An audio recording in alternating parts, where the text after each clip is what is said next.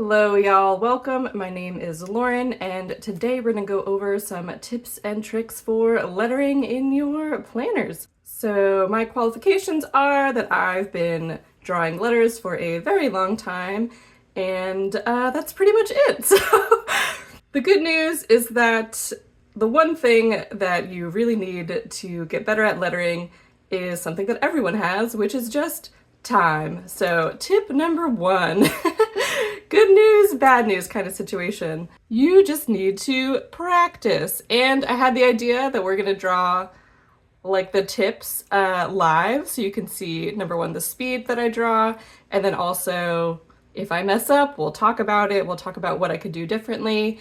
And then we'll also do at the end just some more practical exercises, lettering styles, things that I like to draw, and we'll go through it that way. So if you just want the styles, definitely skip there. But yeah, watch me struggle to write these tips. I feel like it'll be fun for both of us. All right, so number one, practice.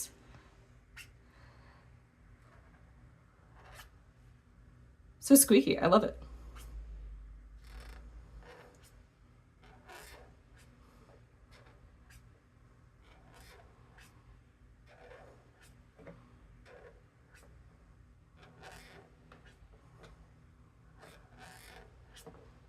Okay, let's see. I kind of want the... Okay, so actually, you know what? Before I start messing with it, let's just look at it. So let's add the crossbar here for the T, dot the I, all that good stuff. And then I think I want the part of the C up here to be a little lower, so we'll do that.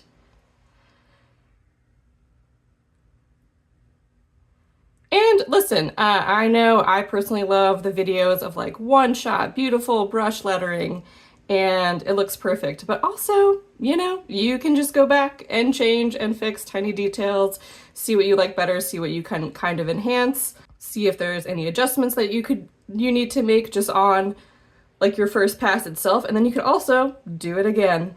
Ooh, I actually do have a red pen. Let's get that one out. So the first thing that I notice is the difference in angles between the P and the R. So this one is like very up and down, and the R is like this. And you can definitely vary the angle of your lettering. I would say you either want to be consistent or consistently inconsistent. Right now we have like this P with a different angle, and then all these other letters kind of for the most part have like a more consistent angle. Like the T actually kind of contradicts myself there because the R is a little more extreme. But you know what? I'm going to take it back. I think the R works because the overall angle of the R, I feel like this white space right here is kind of more in line with the T. And then you can see the I, beautiful, matches. So I like that. I like the tail of the E, this little ending part right there. The only thing that I don't like, now that I'm looking at it, is just this angle of the P right here. So let's try again. Let's see if we could fix it. And this is a really fun brush pen that I got at a local shop, local to me. And I do have a kind of busted, pretty old Tombow Fudenosuke pen, and this is the soft tip. So this one I thought would be really fun because it's kind of drying out, so you could get some really cool effects that way, but let's stick with our fancy brush pen for now.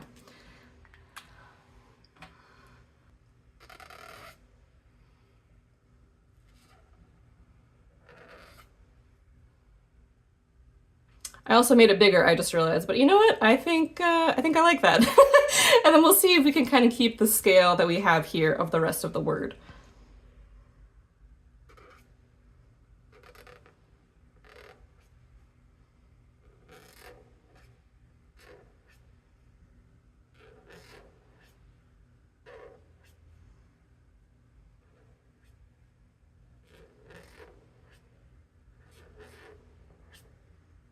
Okay, cool. I think that's a lot better overall. I did make the T way too short for some reason, so let's fix that real quick.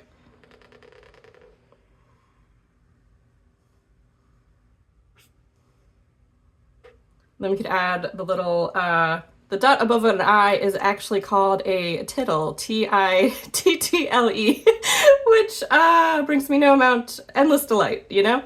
It's perfect. But anyway, I really like this. I think the R looks kind of funky. I had some hesitancy in the stroke here. And yeah, your pen can sense fear, I would say. It's not really about speed or doing things in one shot. It's being intentional and really controlling your pressure of when you're going down and then releasing that pressure for those thin lines. Okay, so I'm really pleased with that. Some fun little brush lettering that we did.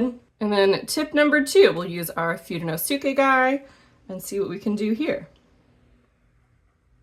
So tip number 2 would be to beware the grid.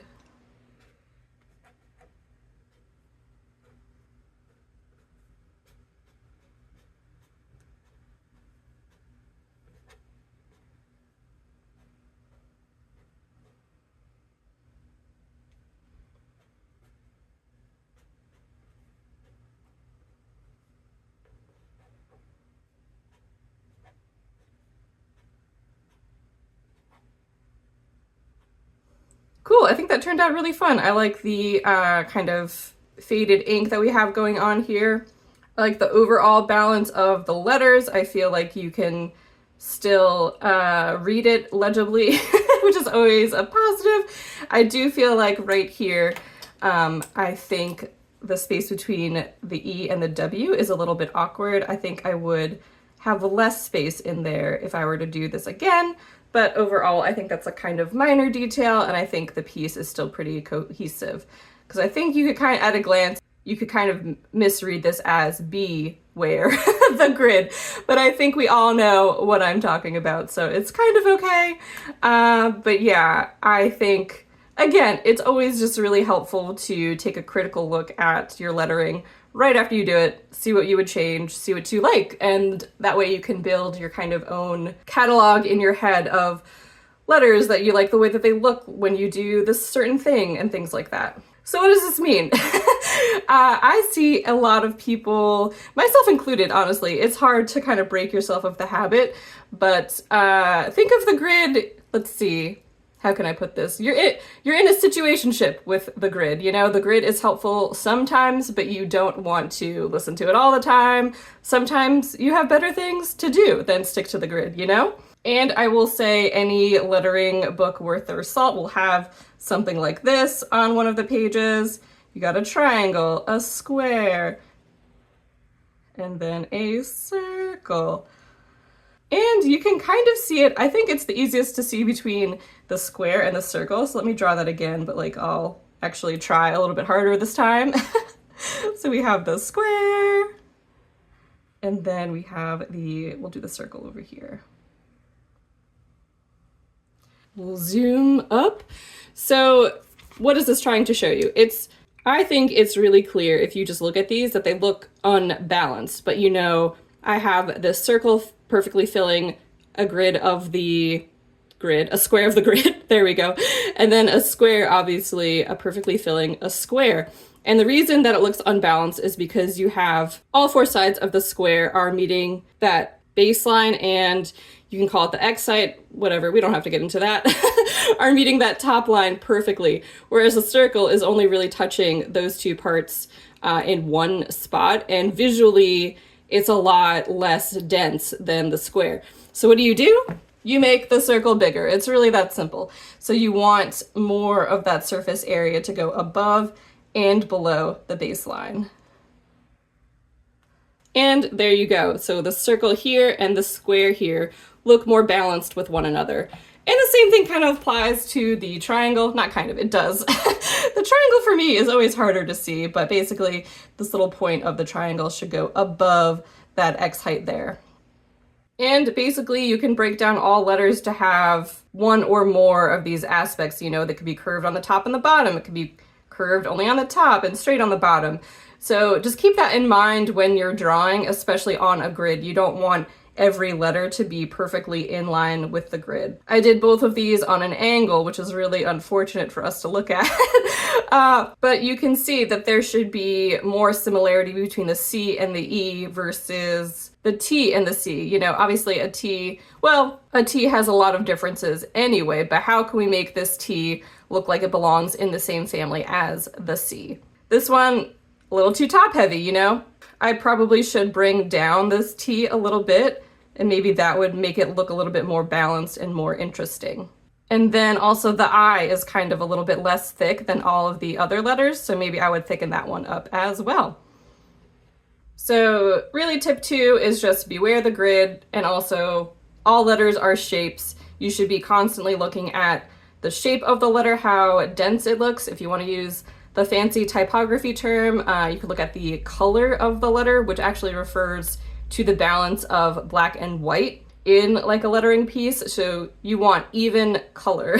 If, again, you're going for like a very even, consistent look, like maybe you do want something to be slightly off, and that can be interesting too, of course. So looking at even color, I would say this section right here actually looks really nice. I like these 3 letters. I would say the A, I probably need to open up the inside of it more. You could call that the counter if you would like, but let's get the brush pen again. Looking at this again, I would make that counter a little bit bigger. It's still small, you know what? Let's try again.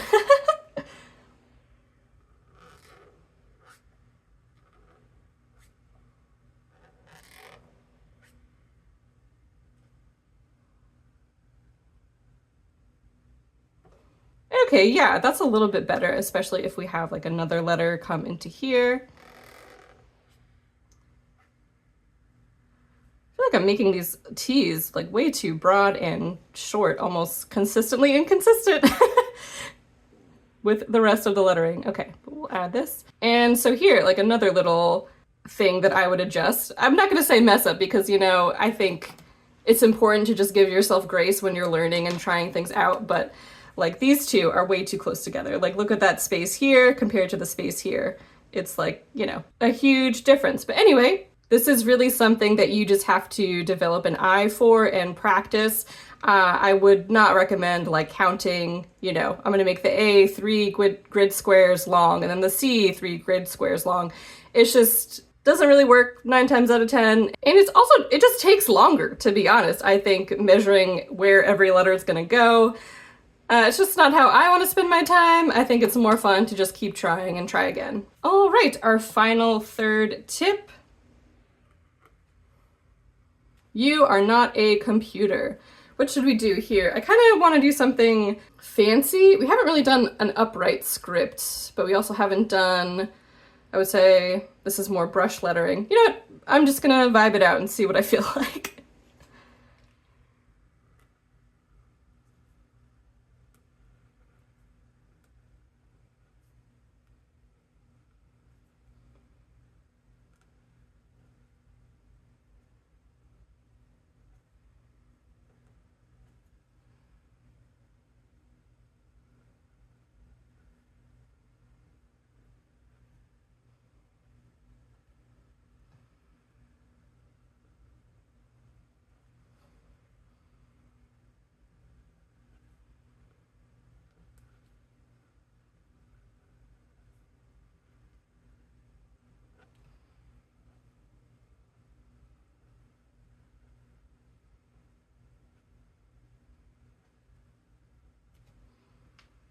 Okay, cool. That was a lot of fun. So this is the most vague of the tips, but really, you're not a computer. Do not try and be a computer. I am always much more interested in hand lettering that looks like it was drawn by hand.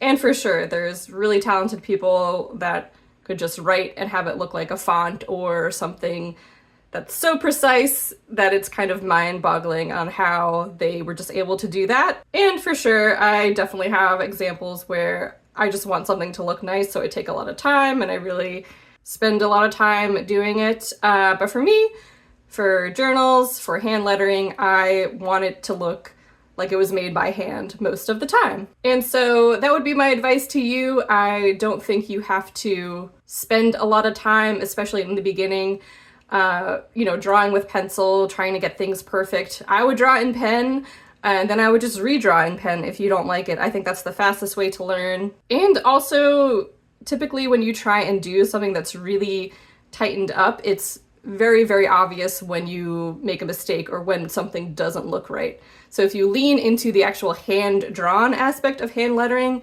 it looks better because of the imperfections. in my opinion, again, I feel like everything I say, there's always something that contradicts it. There's always something that can look interesting a different way.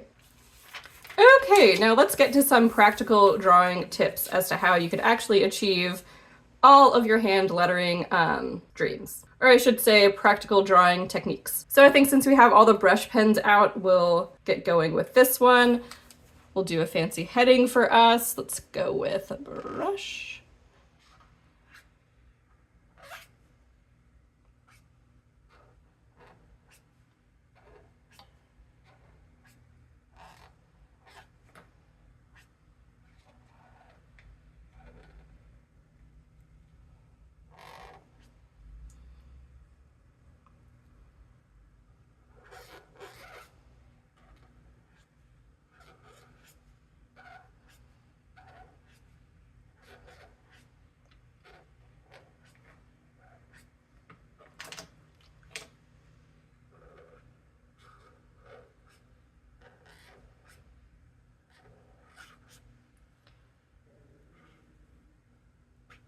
Okay, that was super fun. Obviously we have some things that I would fix. A little too close there. I don't know why I keep on trying to cap this pen. I don't think it actually caps. But anyway, brush lettering tips. The first thing, and this kind of goes for all lettering, for me at least, I think of lettering as separate from my handwriting. So for sure there's aspects of your handwriting that I would say are fun to like incorporate into lettering, but for me I kind of like, I don't know, it's just two different parts of my process.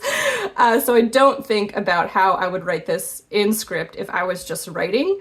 I really think consciously about each shape of the letter and what I want it to look like. And for the most part in brush lettering, that's deciding where I want heavy strokes and where I want thin strokes. For the most part, in brush lettering, you're heavy on the downstroke and then the upstrokes should be lighter. So this is like pretty even, I would actually say. I didn't really let up the pressure too much, but if we wanted to do something that was more extreme, it would be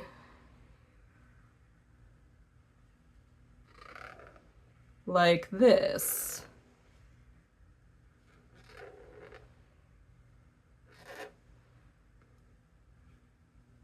Oop, I think that should be thick actually.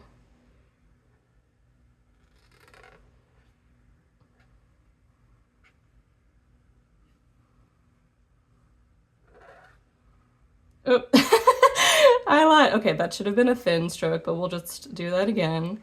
There we go.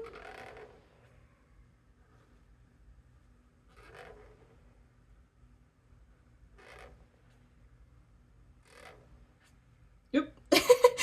See, I like rarely try this, so that's why I'm struggling. Okay. And they kind of look exactly the same, so that was maybe an exercise in futility. But I think the point still stands that you want to decide in advance where you want those thick strokes and those thin strokes. The best word to practice for brushed lettering is minimum.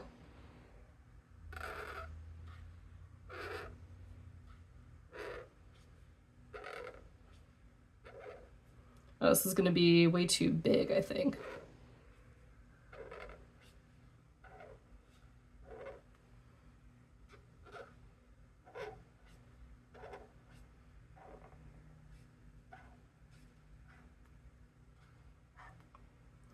Okay, and so once you're done with the word minimum, it should look barely legible. This is the ideal. This is what you want. And then we could add the dots over the eyes, and it still looks like, you know, kind of like a word. But again, that goes to the tips we talked about in the beginning, which is being consistent or consistently inconsistent, in this case, very consistent, and then having a really even color. So if we take the white space here, the dark space here, it looks very even. And then even like this M and then this M at the beginning, this M at the end, they look pretty consistent. So I would practice that word over and over again, to be honest. I think it gives you a really good sense of the brush, of ups and downs. I feel like all of these letters, it's pretty obvious where you want to let off that pressure on the upstrokes, whereas, I don't know, some letters personally trip me up for some reason, like we saw up here, but these letters I think are all kind of pretty straightforward with making strokes. And then let's try this little guy. So obviously This might be a little too big, too bold for an average planner page. So definitely experiment with different types of brush pens. Not all brush pens are the same by any means, and hold on to ones like this one that are running out of ink because maybe that's cool. So let's try the same word with this little guy, which I think is going to be comically smaller, but we'll go for it.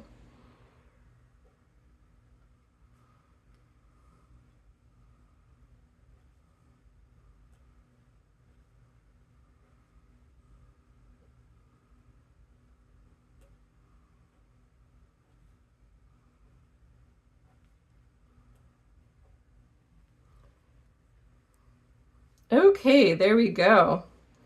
It took me a second to kind of like get into the flow with this pen because we've been using the other pen so often, but that is just fine. Yeah, and I like that a lot. I think that's really fun, especially with like the running out of ink areas. And another way to practice brush lettering would be to just practice those strokes. I think you'll see a lot of books have stuff like this. Totally valid for sure. I think for me, I prefer writing with words. I think that helps me better understand what I'm practicing for, where I need to be more consistent, and it's just also, for me at least, more of the actual strokes that I use in lettering. These like upstroke, I mean, of course, like the downstrokes are pretty good building blocks, but you rarely make just like one stroke like that, you know?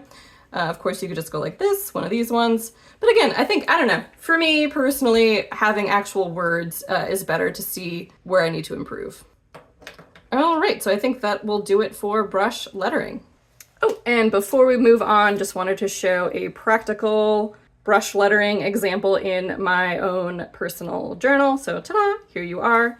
Looks pretty similar. I think this brush pen in particular has a very consistent style, whereas I think the Fudenosuke looks a bit different from page to page. So yeah, definitely try them all. There are a ton of brush pens out there. They're all different, to be honest. They all have different ways and different quirks that you can enjoy using them. Embrace experimentation. All right, the next style I want to talk about is outlined script, but specifically kind of like block outline script, like this. This is probably one of my favorite, if not my most favorite style of lettering, because I think it really adds a lot compositionally to your page. So I really like doing headlines like this that are nice and chunky and have a lot of fountain pen ink fill or whatever color it is fill, things like that. And so the main difference between a script and brush lettering is that for me, brush lettering, you really need to see the shape of the tool or whatever pen it is. You should be able to kind of see strokes in brush lettering. And again, there's like you can do a million kinds of lettering with a brush that are technically brush lettering by their sheer nature. But for me, I kind of separate it in my mind with that classic like brushy looking brush lettering like this. And then there's also, you know, upright scripts that look very brushy. So that's kind of how I differentiate it, where making this, you really want to see, or you want to get the idea across that it was made with a brush. Whereas a script like this, you absolutely could use like a brush pen or a brush to make it. But for me, I usually draw these just with like a regular pen. I actually, honestly, just go for it. I don't do any planning. I really enjoy trying to figure out the shapes as I go along, which is kind of a chaotic way to look at it. But yeah, I don't know. That is what I do most often. But for us, let's use a pencil to create a little bit of a skeleton that we can then work off of. So I'll write, what word should we write today? And okay, instant regret. No, I'm kidding. But when you're doing a skeleton like this and you already have in mind that you're going to color around it to kind of make it chunky, you want this lettering to be nice and breezy, right? Like I'm not going to just draw like how I would write today normally if I was just going to go over this with a pen,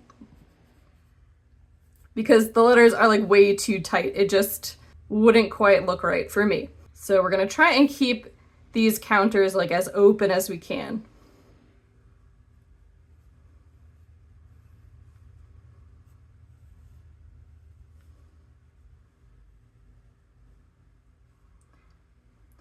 And actually, shout out to Micah Oatley. She has a really great lettering tutorial that uses a skeleton, and then she does like really nice outline script with like this.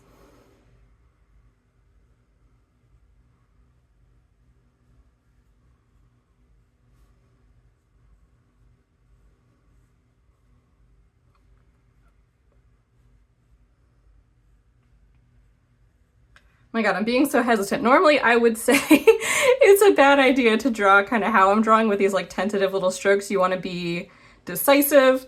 Again, your writing instrument can sense fear. It's always better to make definitive strokes.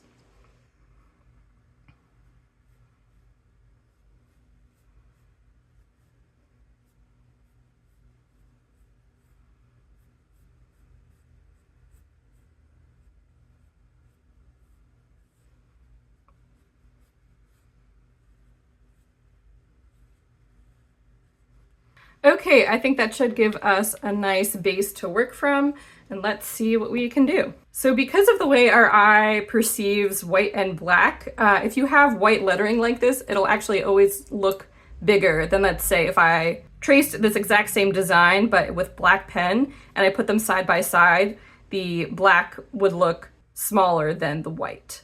So sometimes I like to play into that, and I like to have my reverse type like this look really puffy and fun.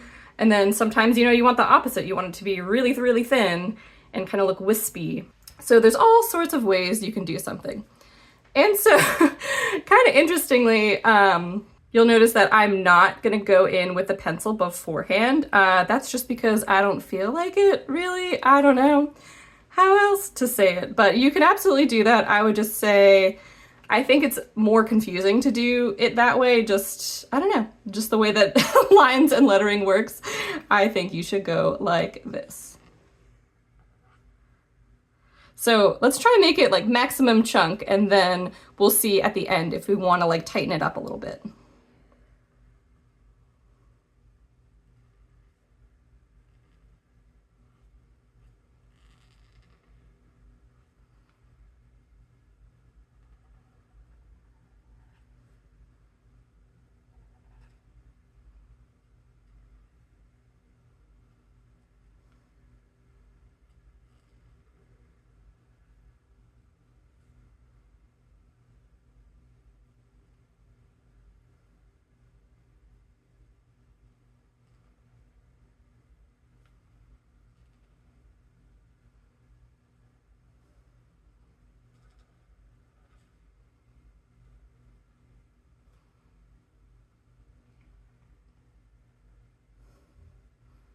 Let's see, do you think we should fill in this little area? I don't know. I think I'm going to keep it open for now.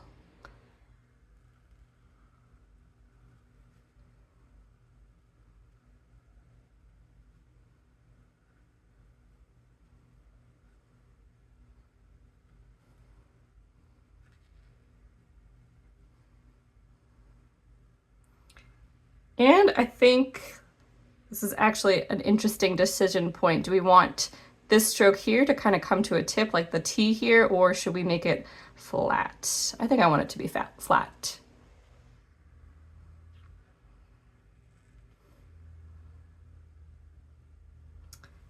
And this is really tight in here. I don't know what I want to do, so I'm going to finish this first. Okay.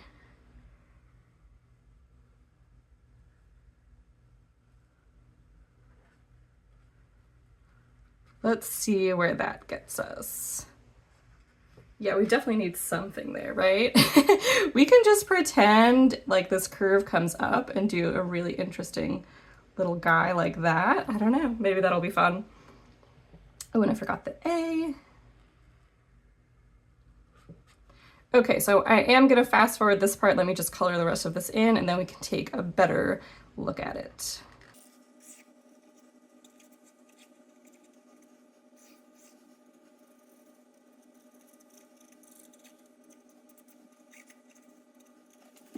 Okay, I'm actually gonna look at this through the camera because I feel like in person the pencil is a little too strong. Actually, you know what? We have erasers. Why struggle? The question is, can I do this without smudging the black? We'll try.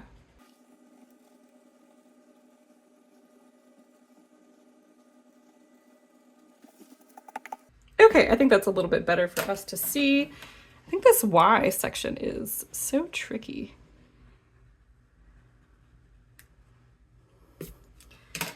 Okay, cool. That looks pretty interesting. I'll say let's do just a little bit of a caret there.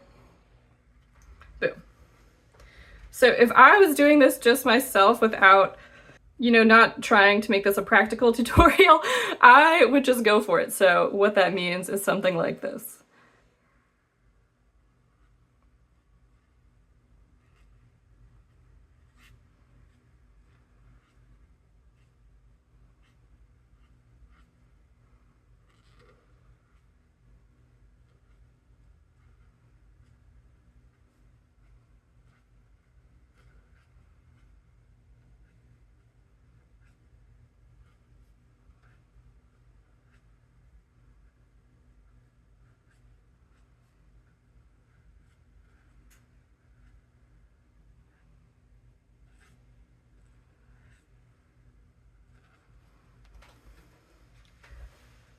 Which is admittedly a little bit wild. I wouldn't say that that's like approachable and easy. And also it looks like a little funky, but that's what I like. So yeah, I think it just goes back to be willing to experiment, be willing to try things out, and just embracing the hand-drawn quality of something like this. And then should we do it even in a more practical tiny size? Let me try that.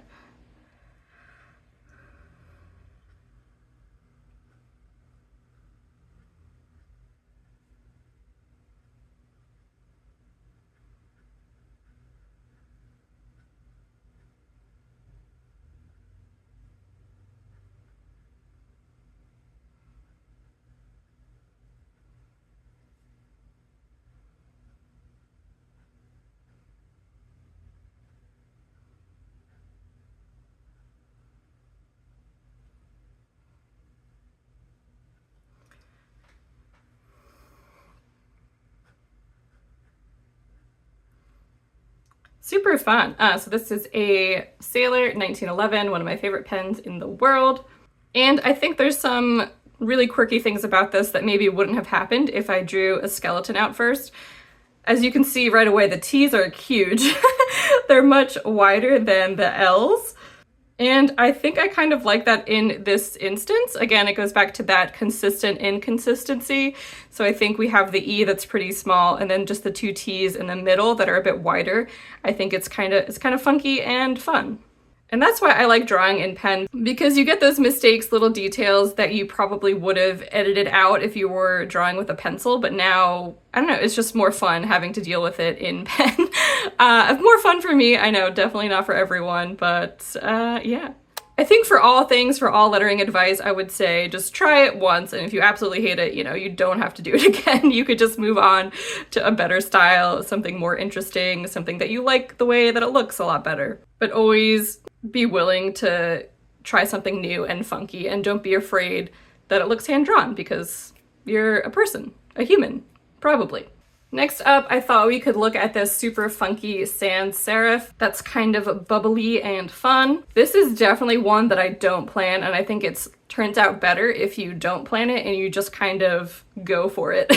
And I think you could kind of see in both of these pieces that I really like to use this to fit the space, especially if it's like a kind of odd space. I think this really lends itself to shapes, the same way that that outlined script kind of does, and that color blocking I think is really nice in your journal. We have another new pen here. This is the Sailor Fude pen, the best thing in the world. It's also kind of like a brush pen. All roads lead to brush lettering, no. But this one has a lot of line variation that's a lot of fun to play with and mess around with. And I actually do most of my lettering with this pen, to be honest. So for these bubbly letters, I would say try and keep them as rounded as possible and also as blocky as possible.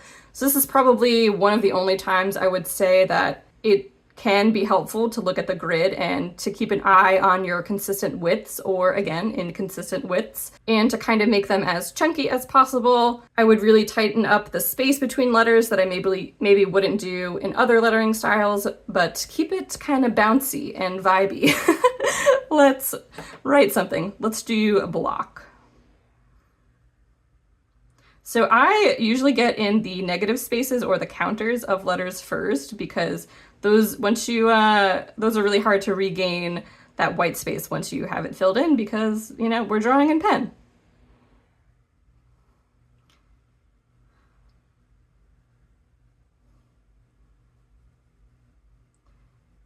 And then I would also definitely fill in these letters as you go.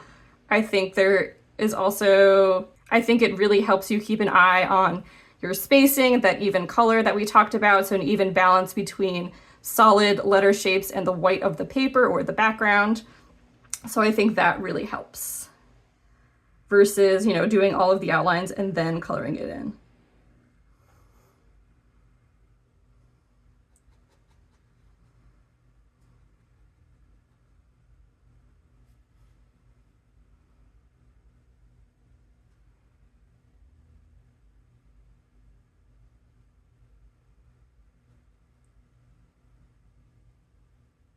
Let's see, I think I made the bottom a little bit too heavy here. Maybe we can reclaim a little bit of space up top.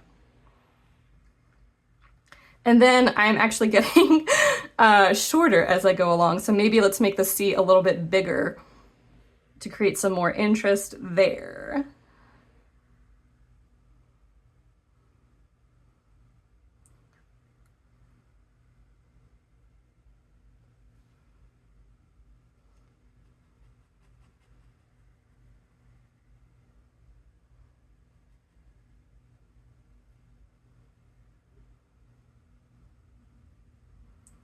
Okay, maybe we'll round it a little bit. Yeah.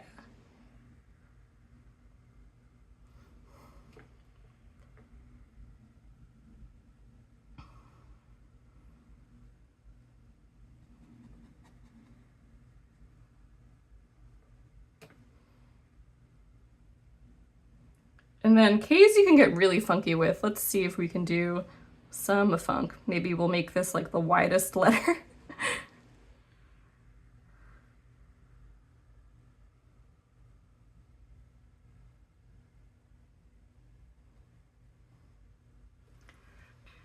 Okay, I feel like it looks like an R just a little bit if you squint, you know? Sometimes that does happen. Let's try again, as always.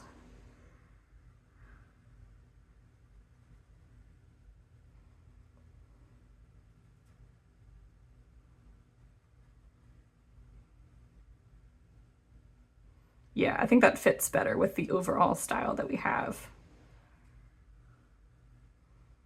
Okay, fun. And I would say it definitely is a little tricky when you have, like, let's say you have writing all around and you know you want a heading to fit in this space. I know it's tempting to lay it all out in pencil, but I would really encourage you to just go for it. And then even if you get squished at the end, maybe there's something interesting you can do, like push a letter above or below. I really like when it gets funky like that. I think it looks a lot more fun. Let's see if I can find an example. Yeah, here we go. So obviously I drew the hair first and then, yeah, didn't have room for my sad S, but I don't know. I think it's really interesting. I think I would prefer this versus like a planned out lettering piece here. All right, last up we have a serif lettering style. I will be honest, I always forget what these letters are supposed to look like. So I just look up a reference. And I think looking up a reference and then trying to draw it really helps your eye, trains your hand, all that good stuff into figuring out what works for you. And then also just looks way more interesting than if you printed something out and then traced it. Again, that's also a fun way to learn and can be really cool. For me, specifically for my planner, my journals, I like things that look really funky. So let's see if I can remember what serif letters look like. We'll just draw serif. How about that?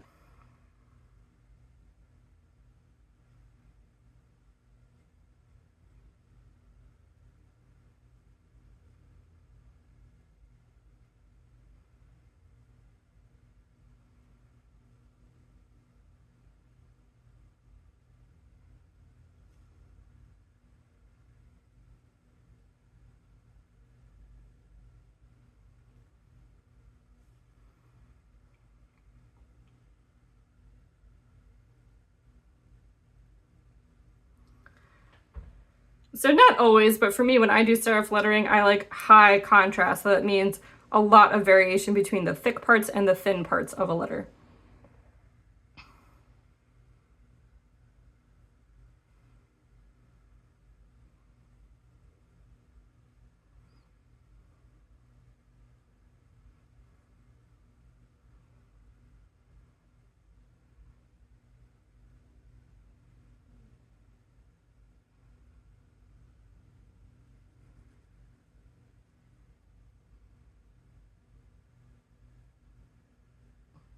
Ooh, I forgot I was doing these little balls on the end.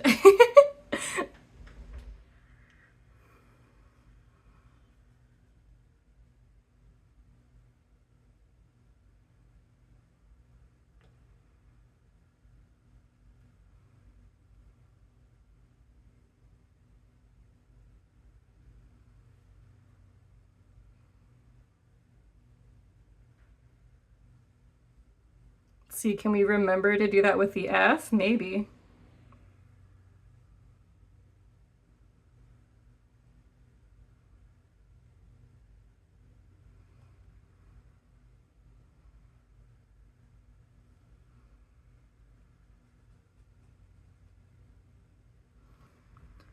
All right, there you go. I would say this is probably the one time where you can use the grid and kind of count the thickness of your letters there. So I think I'm about like 1-ish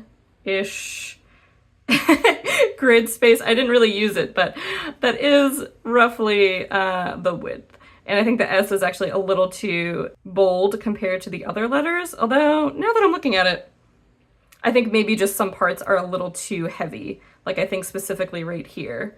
Oh, where's our red pen? Let me get that. This line here is too heavy, and also this counter here is too tight. There should be more white space there, so I probably should have pushed it out to like over here, you know, and then had some white space in there. And then the R, also a little too heavy up top for the thinnest part of our letter. It's a little too thick.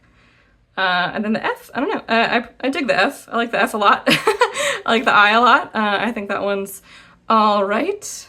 And that is a very quick critique of serif lettering. I think this, compared to all the other styles, is the one that can look off the most, even though, again, I do embrace that hand-drawn quality. I think this one, when it looks wrong, it looks real weird. Whereas the other ones, you can kind of hide mistakes in character and personality and style. This one is a little bit more rigid in its rules and what looks right and what looks wrong. Okay, so those are some quick tutorials, ideas. Hopefully it got your creativity flowing. Oh my god, look at this ghosting on this old Hobonichi paper. Ah! Wow, that's crazy. That is why I destroyed it.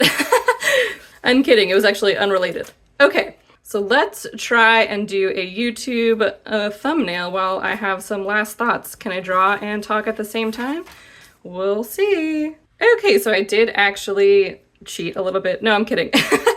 And I sketched kind of some ideas before. So this lettering style is really interesting because I would say it's definitely has like origins in brush lettering, but I drew it with a pen, which can also complicate matters further. So you can have brush lettering, but it can be drawn. So I'll put another example up of what I'm talking about.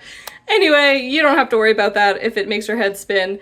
All that is to say, sometimes it is the pen, you know, sometimes trying a pen, trying a new pen, a different pen, or an old pen in a new way can give you some fun, unexpected shapes.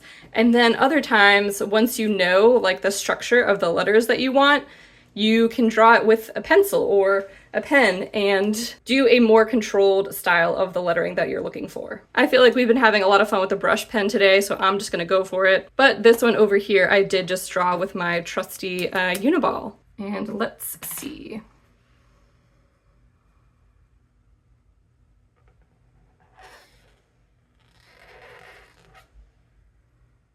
Oop, a little too short there for the chunky part. Okay.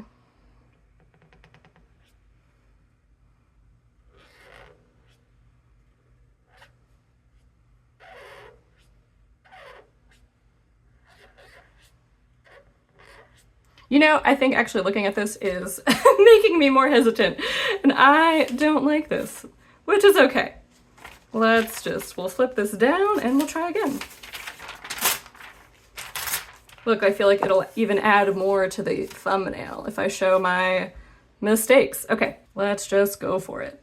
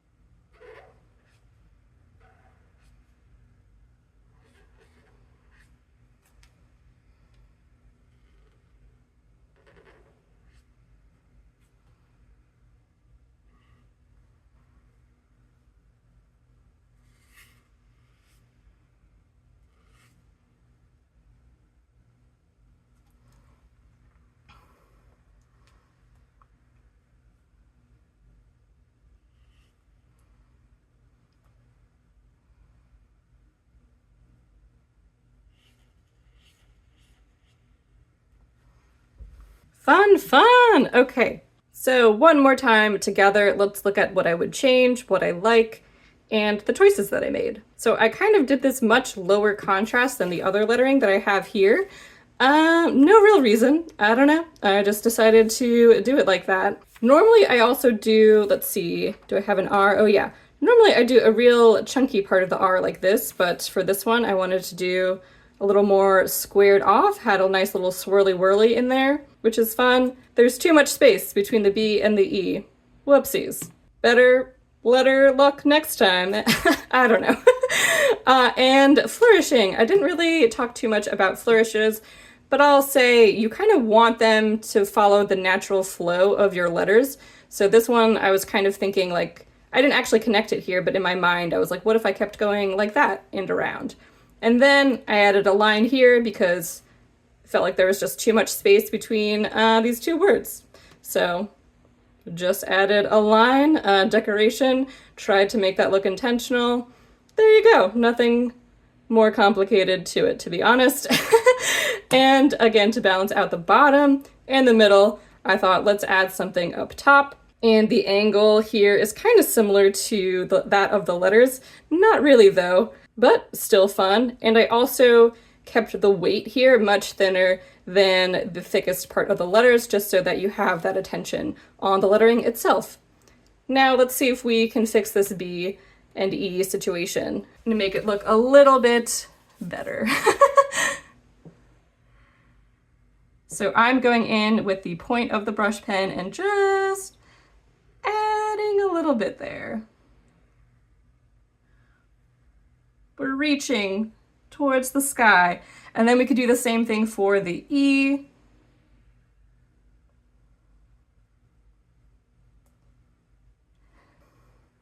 And I actually feel like this part of the B here is a little too thin. So let's thicken that up.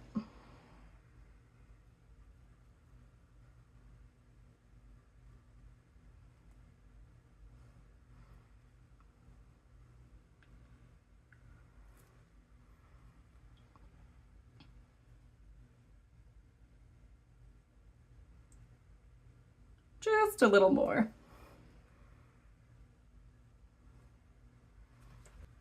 Okay, if I were to draw it again, I'd probably keep on messing with that a little bit and mess with that white space both above and below the B here, those two triangles, but I think we have enough other inconsistencies with the lettering that it's all right, you know? Like what's going on here? Who knows? But I think that's the fun part about lettering, and also the kind of insane part is that the more that you practice, the more that you look at lettering, the more that you see things that you want to try differently, things that maybe aren't working, and then you also see things that you really like, and maybe you want to lean into that the next time that you practice something like this. So I hope this was helpful. I'd love to hear from y'all if you found this inspiring, if you want a deeper dive into a different type of lettering style that you've seen in my journals. I'd definitely be happy to do that. Oh, and before I go, I also wanted to give a shout out to Alphabets. I'll link them down below, but they're an amazing resource for type design, lettering, all that good stuff with a feminist approach, which is fantastic. I think sometimes it's hard to see type designers as people too, you know? I think sometimes it could feel like fonts have always existed in some sort of perpetual state, but you know, people made these. And it wasn't really too long ago that there was a very small group of people making letters. And so now, thanks to Alphabets and a lot of other organizations, there's a lot more people, a lot of different kinds of people making letters of all kinds, which is fantastic. So they're a great place to get inspiration, and definitely walk around your neighborhood, sign painters, Instagram. I mean, it's always going to be Instagram, but there's a ton of places to get inspiration. And I would just say, again, look at things with like a critical eye and really take the time to think about what you like about it and what you would change. And that could be a great way to practice and to get inspiration for things that you want to try. So yeah, thank you so much for watching, and I'll catch you in the next one. Bye!